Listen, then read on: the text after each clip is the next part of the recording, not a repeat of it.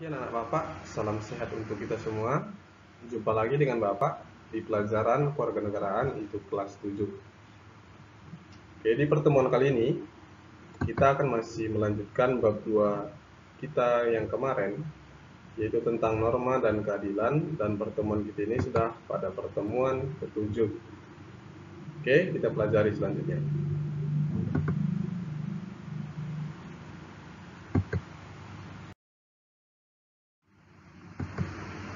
Sekarang kita masuk ke macam-macam norma. Nah, pada pelajaran sebelumnya kita mempelajari macam-macam norma itu secara umum. Pada pertemuan kali ini kita mempelajari macam-macam norma berdasarkan kekuatan mengikatnya. Nah, norma berdasarkan kekuatan mengikatnya ada 4. Yang pertama namanya tata cara atau usage. Nah, tata cara ini adalah bentuk perbuatan yang bersifat perorangan. Norma ini mempunyai daya ikat yang lemah. Penyimpangan terhadap cara tidak akan mendapat hukuman berat, tetapi hanya sekedar celaan. Misalnya, cara berpakaian, cara berdandan, cara makan, atau cara menelepon antara orang yang satu dengan yang lain pasti berbeda. Seseorang yang memakai celana pendek dalam suatu pesta akan mendapat celaan dan orang sekitarnya. Itulah contohnya ya. Contoh dari tata cara. Oke, kita masuk yang kedua.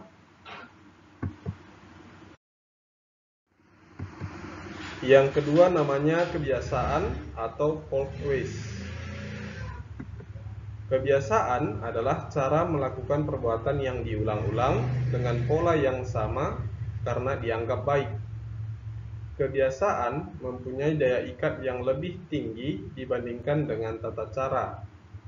Misalnya, mengetuk pintu ketika akan bertamu atau masuk ke rumah orang lain dan memberikan sesuatu dengan tangan kanan adalah kebiasaan-kebiasaan yang baik dan sopan. Sanksi terhadap pelanggaran kebiasaan masih tergolong ringan, yaitu berupa sindiran atau ejekan. Meskipun dibandingkan dengan pelanggaran terhadap tata cara atau usage, sanksi terhadap kebiasaan ini lebih berat. Nih, kalau kebiasaan ini, Bapak yakin kita semua sudah paham ya. Oke, kita lanjut.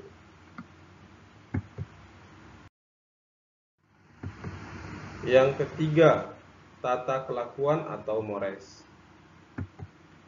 Tata kelakuan adalah perilaku yang sudah diterapkan oleh masyarakat sebagai perilaku yang baik dan diterima sebagai norma pengatur, juga pengawas terhadap anggota-anggotanya. Tata kelakuan berwujud dalam bentuk paksaan dan larangan, sehingga secara langsung menjadi alat agar anggota masyarakat menyesuaikan perbuatannya berdasarkan tata kelakuan tersebut. Sanksi terhadap pelanggaran tata kelakuan tergolong berat. Misalnya, seseorang pembantu rumah tangga yang mencoba tidur-tiduran ketika sedang membersihkan kamar tidur majikannya, kemudian tiba-tiba nyonya rumahnya masuk ke dalam kamar. Saat itu juga si pembantu mungkin akan diberhentikan oleh majikannya. Nah, ini kita lihat kelakuan dari pembantu tadi berarti tidak bagus ya. Inilah contoh dari tata kelakuan. Oke.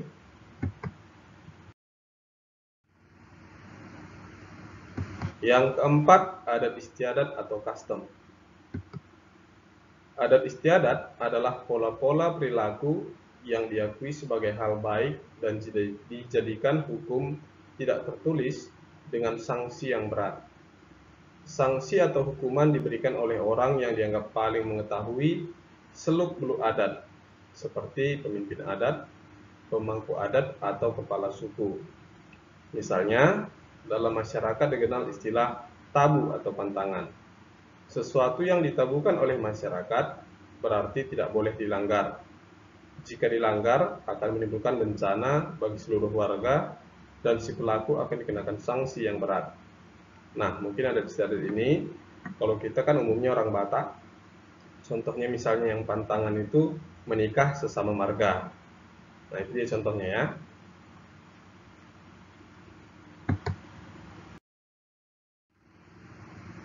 Nah, sampai disinilah pelajaran kita untuk kali ini. Kita hanya mempelajari sebatas macam-macam norma berdasarkan kekuatan mengikatnya. Nah, karena pelajaran kita sudah selesai, Bapak akan memberikan tugas. Tugas kita yang pertama, tuliskanlah pengertian beserta contohnya masing-masing dari macam-macam norma menurut kekuatan mengikatnya. Jadi kalau Bapak rasa kita buat satu aja tugasnya, tetapi kalian sebutkan 4 dari norma menurut kekuatan mengikatnya tadi, beserta buat masing-masing satu contoh. Usahakan contohnya berbeda dari contoh yang Bapak sebutkan di atas tadi ya. Buat contohnya masing-masing satu dari tiap-tiap norma. Usahakan contoh yang kalian buat berbeda dari contoh yang tadi sudah Bapak buat.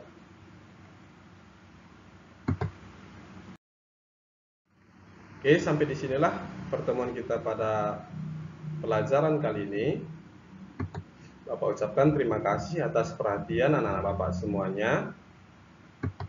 Salam sehat dan tetap semangat walaupun masih belajar dari rumah. Sampai jumpa.